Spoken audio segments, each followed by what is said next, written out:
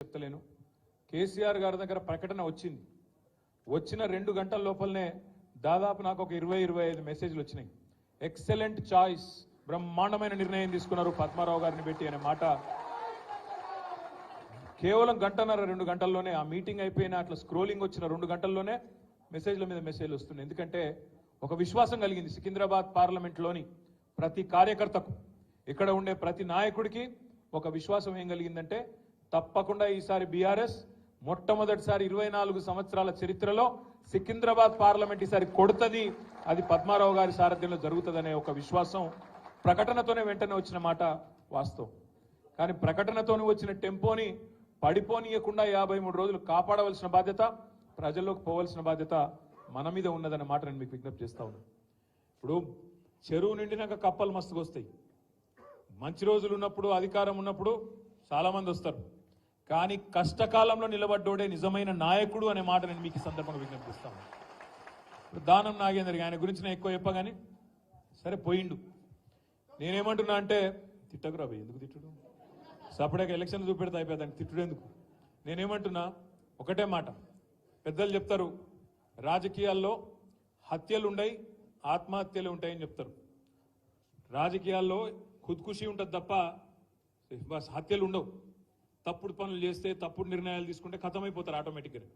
ఇవాళ నాగేందర్ భాయ్ సాబ్ కూడా అదే రకమైన ఒక తప్పుడు నిర్ణయం తీసుకున్నాడు. అధికారం కోసం ఆశపడ్డాడు. ఇవాళ గెలిపించిన ప్రజలకు వెన్నుపోటు పొడిచి అందులోకి పోయిండు. తప్పకుండా ఖైరతాబాద్ ప్రజలే బ్రహ్మాండమైన మెజారిటీని పద్మారావు గారికి ఇచ్చి ఆయన తీసుకున్న నిర్ణయం తప్పు అని తీర్పు ఇస్తారన్న విశ్వాసం సంపూర్ణంగా నాకుంది.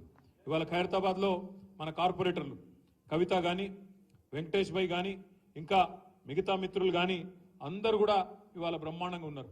సరే ఒకరో ఇద్దరో అటు ఇటు కావచ్చు, దానికి మనం టెన్షన్ పడవలసిన అవసరం లేదు, ఆగం కావాల్సిన అవసరం లేదు. ఇవాళ ప్రజల్లో ఒక విషయంలో స్పష్టత ఉన్నది. నాగేందర్ గారు అవకాశవాద రాజకీయాల కోసం పోయిండు అనే ఒక ఆలోచన ఆల్రెడీ వచ్చింది. ఆనాడు ఆసిఫ్ నగర్లో ఏదైతే జరిగిందో, ఆనాడు టీడీపీ టికెట్ మీద గెలిచి మళ్ళీ కాంగ్రెస్ అధికారంలోకి రాగానే తెల్లారెట్లయితే అందులో గోంగనే పోటీ చేస్తే ఓడిపోయిండో, ఈసారి కూడా మళ్ళీ అదే జరుగుతుంది, తప్పకుండా జరిగి తీరుతుందనే మాట కూడా నేను మీకు విజ్ఞప్తి చేస్తా ఉన్నా. ఇంకొక మాట కూడా నేను చెప్తా ఉన్నా, పెద్దలు చెప్తారు 2 పడవల ప్రయాణం ఎప్పుడు మంచిది కాదు, ఎటుంటే గట్టే ఉండాలి. కష్టమైన నష్టమైన ఒక సంస్థ ఎంచుకున్నప్పుడు దానిలోనే గట్టిగా నిలబడాలి.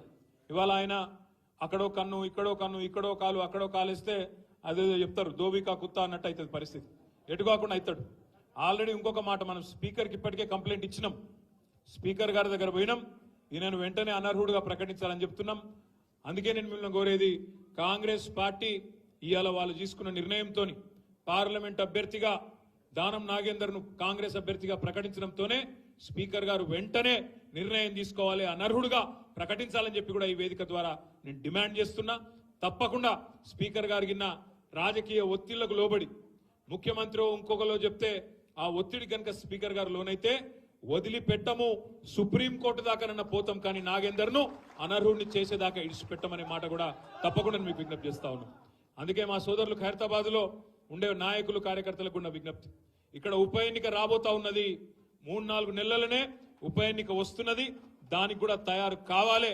తప్పకుండా ఈ ద్రోహం చేసిన నాయకులకు బుద్ధి చెప్పాలని చెప్పి కూడా నేను మీకు విజ్ఞప్తి చేస్తున్నా. ఇంకొక మాట కూడా నేను మీకు విజ్ఞప్తి చేస్తా ఉన్నా, ఈసారి నిజంగా చెప్పాలంటే సికింద్రాబాద్లో పోటీ మనకు కాంగ్రెస్ తో లేదు. కాంగ్రెస్ అనేది లేనే లేదు. 3వ స్థానమో ఇంకెవడన్నా వస్తే 4వ స్థానం పోయినా ఆశ్చర్యం లేదు. ఎందుకంటే ఇక్కడ కాంగ్రెస్ ను సీరియస్ గా చూస్తలేరు, నాగేందర్ను అంతకంటే సీరియస్ గా ఎవరు తీసుకుంటలేరు. మొన్న ఆయన తీసుకున్న నిర్ణయంతోనే ఆయన మొత్తం పాతాలని పడిపోయిండు, ప్రజలు కూడా సీరియస్ గా తీసుకుంటలేరు. ఎవరైనా పోయి ఓటు అడిగితే కూడా గీన కోటేస్తే మన కాడికి వచ్చింది పరిస్థితి. కాబట్టి మన పోటీ ఉన్నదల్లా భారతీయ జనతా పార్టీతోని, కిషన్ రెడ్డితోనే మనకు పోటీ ఉంటుంది. ఇక కిషన్ రెడ్డి గారు ఎంత గొప్పోడు అంటే మీకు తెలుసు నాకంటే బాగా. ఇక ఆయన ఏం చేసిండో మీకే తెలుసు.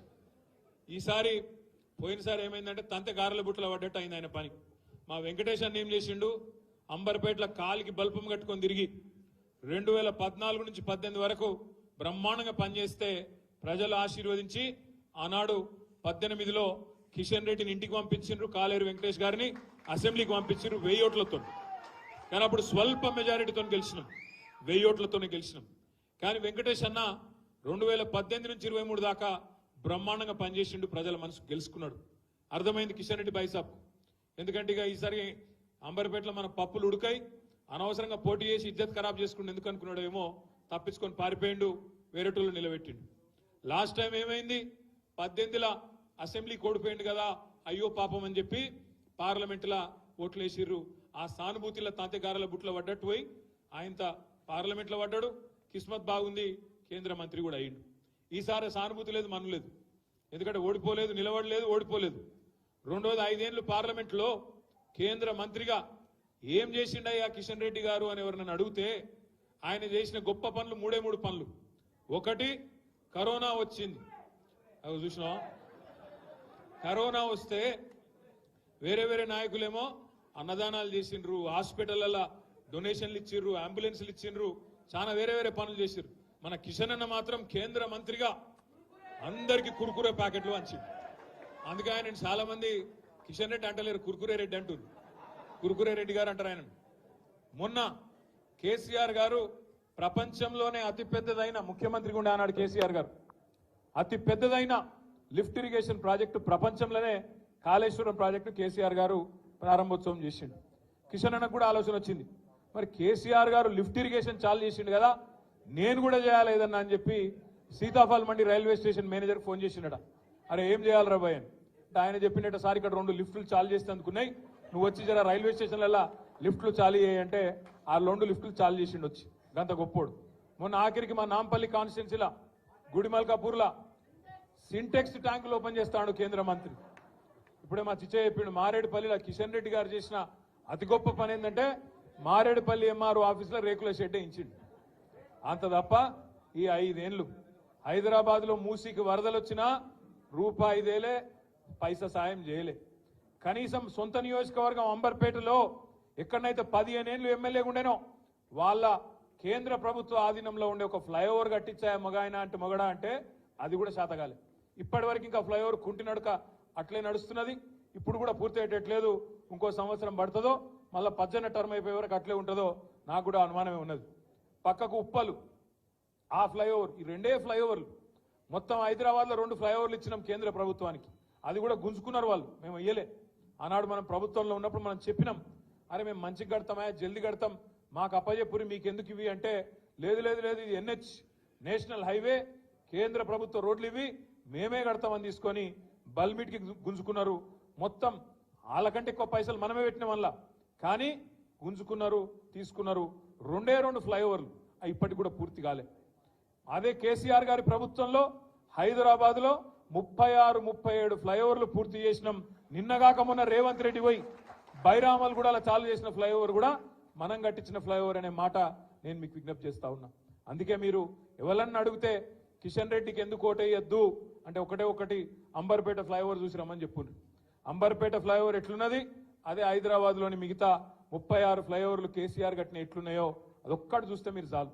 మన షేక్పేట ఫ్లైఓవర్ కావచ్చు, ఇంకోటి కావచ్చు, బాల్నగర్ కావచ్చు, మొత్తం సికింద్రాబాద్ పార్లమెంట్లో కూడా మనం చేసిన పని ఎక్కడ పోయినా మనకు ఇలా కనబడుతుంది.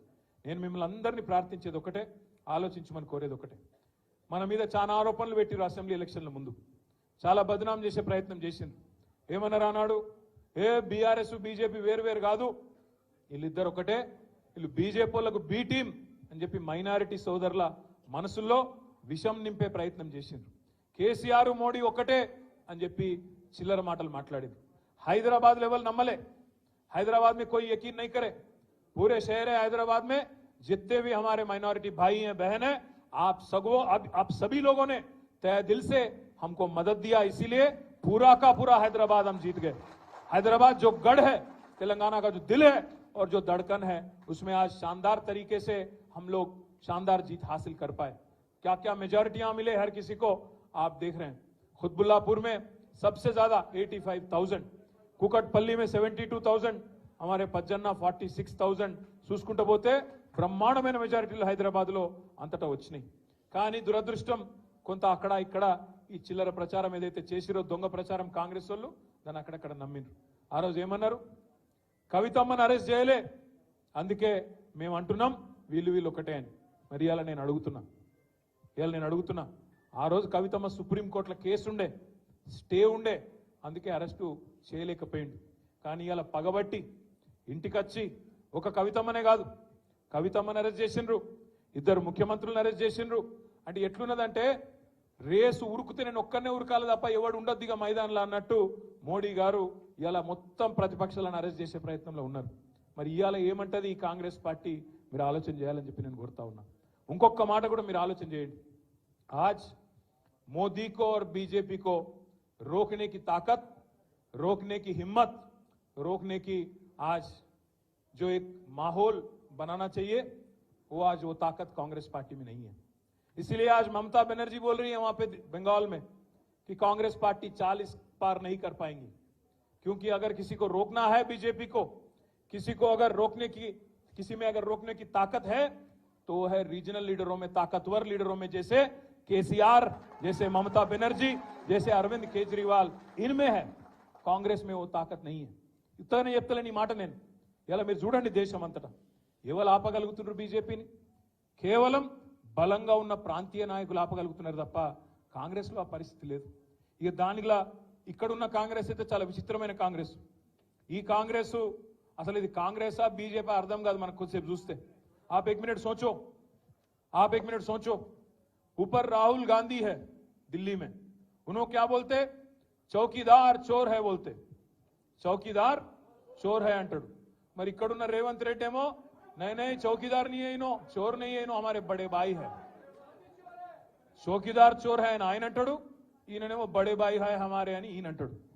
ఇంకొక మాట మీరు ఆలోచించండి. అదానీ ప్రధాని, अदानी के लिए काम करते प्रधानी एंड राहुल गांधी अंटाడు. अदानी के लिए काम करते प्रधानी राहुल गांधी का बोलना है. यहाँ पे रेवंत रेड्डी क्या कर रहे? जाके अदानी से गले मिलते दावोस में, क्योंकि ठंड ज्यादा है वहां पे, गले मिल लिए, वहां डील कर लिए, दोनों कस के पकड़ लेके फोटोग्राफ ले रहे. అంటే అదాని దొంగనా దొరనా చెప్పు మరి నువ్వు.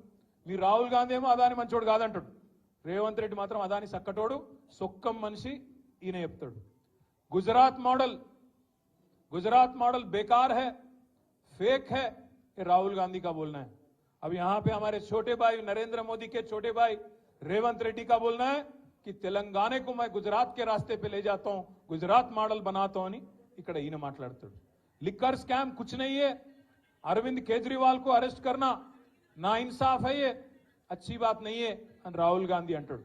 ఇక్కడ రేవంత్ రెడ్డి ఏమంటాడు? नहीं लिकर स्कैम है, कविता को पकड़ना अच्छी बात है అని ఈయన అంటాడు. కాంగ్రెస్లోనే రాహుల్ గాంధీకి రేవంత్ రెడ్డికే ఒక శృతి లేదు. ఈయన ఇవాళ బీజేపీ పాట పాడుతున్నాడు. ఇక్కడ ఉన్న ఆయన రేవంత్ రెడ్డి, మీరు యాద పెట్టుకోండి, ఇలా రాసి పెట్టుకోండి. పార్లమెంట్ ఎన్నిక తర్వాత ఈ రేవంత్ రెడ్డి అంటాడు, ఎందుకంటే కాంగ్రెస్ గెలవది పీకది, వాళ్ళతో ఏం కాదు, దేశంలో ఊదు కాలది పీరు లేవది, వాళ్ళతో ఏం కాదు, 40 సీట్లు కూడా దాటే పరిస్థితి లేదు. 40 సీట్లు దాటకపోతే వెంటనే జంప్ అయ్యే మొట్టమొదటి క్యాండిడేట్ ఈ దేశంలో ఎవడన్నా ఉన్నాడా అంటే ఈ రేవంత్ రెడ్డి. మళ్ళీ మొత్తం ముఠా కట్టుకొని ఈ నాగేందర్ను బిగేందర్ నా అందరిని తీసుకొని బీజేపీలకు జంప్ అయ్యే మొదటి క్యాండిడేటు ఇదే రేవంత్ రెడ్డి. మీరు రాసి పెట్టుకోండి. నేను ఇప్పటికీ ఒకసారి కాదు 10 సార్లు అన్నా ఈ మాట. ఒక్కసారి అనలే ఈ మాట, 10 సార్లు అన్నా. నేను అన్న ప్రతి చిన్న మాటకు స్పందిస్తాడు రేవంత్ రెడ్డి. గిట్లనో గట్లనో అంటే అన్నిటికి స్పందిస్తాడు. కానీ బీజేపీలకు పోతావాడ, నువ్వు బీజేపీలకు పోతావు అనే ఆరోపణ నేను పెడితే 10 సార్లు అంటే కూడా ఒక్కసారి కూడా ఇప్పటివరకు ఒక్క మాట చెప్తలేడు. నేను ఓను బై, నేను జీవితాంతం కాంగ్రెస్లోనే ఉంటా అని ఒక్క మాట పొరపాటున మాట్లాడతాడా? మాట్లాడాడు. ఆయన మాటలు ఎట్లున్నాయో మీరు చూస్తున్నారు. ఏం మాట్లాడుతున్నాయన ముఖ్యమంత్రి కూడా అట్లా మాట్లాడచ్చా? సెక్రటేరియట్ పోతాడు, నేను ఇక్కడ లంకె బిందెలు ఉంటాయనుకొని వచ్చినా లంకె బిందెలు లేవు, ఖాళీ కుండలు ఉన్నాయి అంటాడు. ఇప్పుడు నేను అడుగుతున్న ఒకటే, మీకు లంకె బిందెలు అంటే వాటి కోసం ఎవరు తిరుగుతారు? గడ్డపారలు పట్టుకొని, తటపారలు పట్టుకొని, నెత్తి మీద బట్టలు కట్టుకొని అర్ధరాత్రి దొంగలు తిరుగుతారు. మరి ఈయన ఎట్లా అయినా ఈయన ఏం చేస్తున్నా ఇదివరకు నాకు తెలియదు. కానీ లంకె బిందెలు అంటాడు. నిన్నగాక మొన్న ఆడ చూసిన మహబూబ్నగర్లో మాట్లాడుతాడు. ఈయన ఏమంటాడు? కొడుకుల్లారా పేగులు మెడలు వేసుకుంటా అంటాడు. పేగులు మెడలు వేసుకుంటేంది రావులా? నాకు అర్థం కాక అడుగుతా. అరే నువ్వు ముఖ్యమంత్రివా లేకపోతే బోటి కొట్టేటోనువా? పేగులు మెడలు వేసుకునేది నాకు అర్థం కాదు. పేగులు మెడలు వేసుకొని తిరుగుతారు ఎవడన్నా ముఖ్యమంత్రి? ఇంత బేకారు మాటలు మాట్లాడతారా ముఖ్యమంత్రి స్థాయిలో? ఇంకా అంటుండు జేబుల కత్తెర పెట్టుకొని తిరుగుతున్నా నేను అంటాడు. జేబుల కత్తెర పెట్టుకొని ఎవడు తిరుగుతాడే?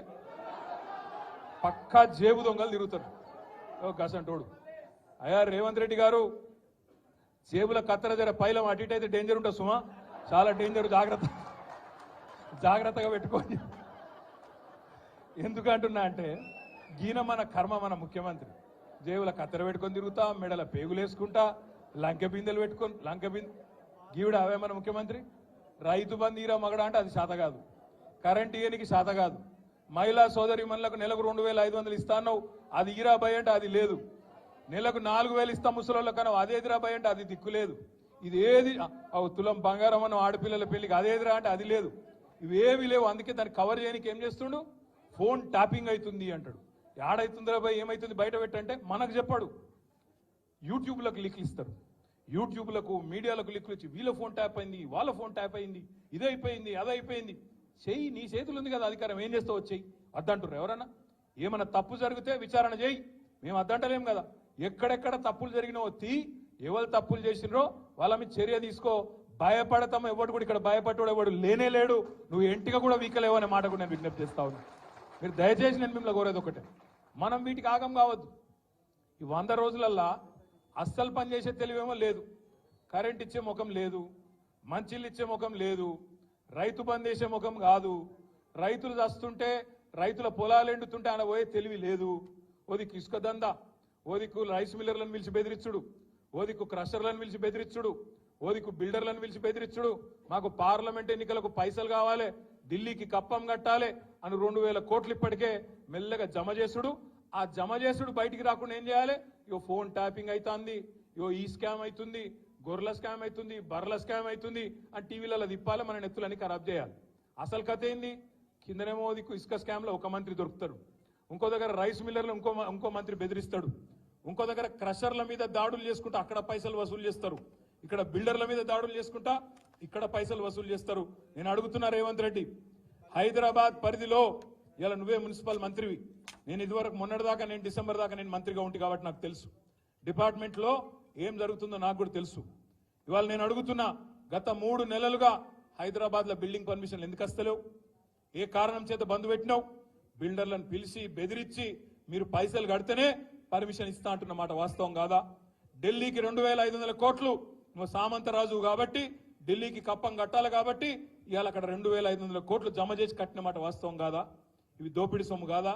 ఇలా నువ్వు మాట్లాడతావు ఈ తప్పు జరిగింది ఆ తప్పు జరిగింది అని బోగస్ ముచ్చట్లు, కేసీఆర్ని తిట్టుడు, అడ్డమైన ఛానళ్లలో ప్రచారాలు చేసుడు, పబ్లిక్ దిమాక్ అంతా ఫిరాయించిపోయేటట్టు అడ్డమైన మాటలు మాట్లాడు, అసలు మాటలు మాట్లాడు. ఈ మధ్యలో మీరు తెలుసు హైదరాబాద్లో ఏం జరిగిందో పద్మారావు గారికి కూడా మన కేసీఆర్ గారు చెప్పినారు, గోపి గారు కూడా చెప్పినారు. హైదరాబాద్ లో మనం ఉన్నప్పుడు 20,000 లీటర్లకు ఫ్రీ నీళ్ల కోసం 11.5 లక్షల మందికి దగ్గర 11.5 లక్షల కుటుంబాలకు 20,000 లీటర్లకు ఫ్రీ నీళ్లు ఇచ్చినాం. కానీ ఈ ప్రభుత్వం వచ్చినాక, కాంగ్రెస్ ప్రభుత్వం వచ్చినాక మొన్న దగ్గర 8 లక్షల కుటుంబాలకు కొత్తగా 1000 రూపాయల బిల్లులు పంపిస్తా ఉన్నారు బస్తీలలో ఇయ్యాలి. దాని మీద కొట్లాడవలసిన బాధ్యత మన మీదనే ఉన్నది అనే మాట నేను మీకు గుర్తు చేస్తా ఉన్నా, విజ్ఞప్తి చేస్తా ఉన్నా. అదే విధంగా ఫ్రీ కరెంట్ అన్నారు, ఫ్రీ కరెంట్ 200 యూనిట్ల వరకు అన్నారు.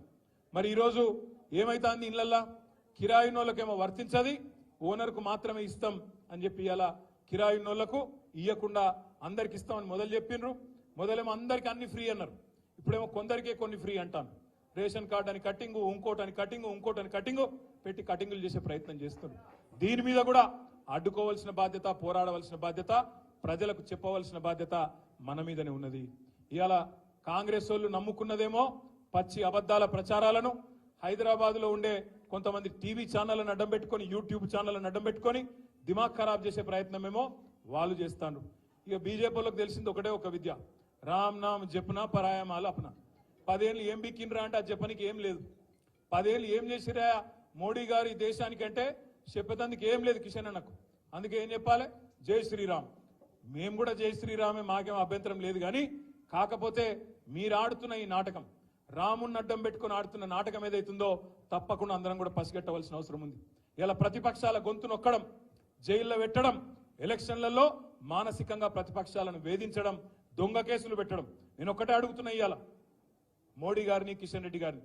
కిషన్ రెడ్డి అంటాడు నిన్న లిక్కర్ స్కామ్ లో ఏమేముందో నేనంతా బయట పెడతా. అది కోట్లనే ఉండే, కోట్ల పెట్టు, బయట పెట్టు. నిజంగా తప్పు జరిగితే బయట పెట్టు, బయట పెట్టి కోర్టులో జడ్జి గారు శిక్ష వేస్తాడు, తప్పకుండా న్యాయం జరుగుతుంది. ఇష్టం వచ్చినట్టు బయట ఒర్లుడు, నోరు వారేసుకున్నాడు కాదు. ఐదేళ్లు కేంద్ర మంత్రిగా సికింద్రాబాద్కి ఏం చెప్పినావో ఏం చేసినావో ఇప్పటి వరకు చెప్పమని చెప్పి నేను అడుగుతా ఉన్నా. చెప్పి ఓటు అడుగుమని చెప్పి నేను కోరుతా ఉన్నా. పద్మారావు గారు ఇప్పుడే ఒక మాట అన్నారు, నేను రాబోయే 5 ఏళ్ల పాటు సికింద్రాబాద్ ఎంపీగా మీకు ఎల్లవేళలా ఎమ్మెల్యేగా ఎట్లా అందుబాటులో ఉన్నానో అట్లనే ఉంటా, మీకోసం గొంతు విప్పుతా, మీకోసం పార్లమెంట్ లో కొట్లాడతా, సికింద్రాబాద్ హక్కుల కోసం, సికింద్రాబాద్ ప్రజల కోసం తప్పకుండా మీ గొంతునై పార్లమెంట్ లో వాదిస్తా అనే మాట పద్మారావు గారు చెప్తా ఉన్నారు. ఇలా పోటీ 3 నాయకులకు మధ్యన జరుగుతున్నది.